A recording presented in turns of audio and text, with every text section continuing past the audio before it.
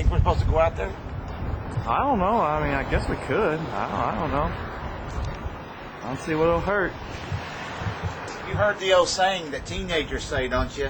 It's better to get forgiveness than permission. Yep, that sounds good to me. Can we teach that in children's church? I guess they could. Remember the 10 commandments. Commandment number 1, it's better to get forgiveness than permission. Uh-oh, what's this say? I don't know, what do you think? Oh, I didn't see no sign. Sign? I didn't see that one over there either. Sign? Hello, this is Pastor Brian Moore. I want to invite you to the All Faiths Crusade with Pastor.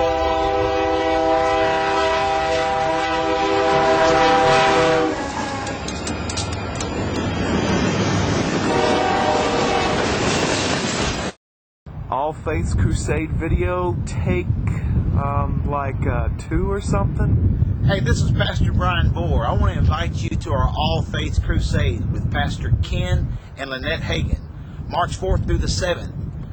I'm looking forward to seeing you. I want you to get on the train, the love train.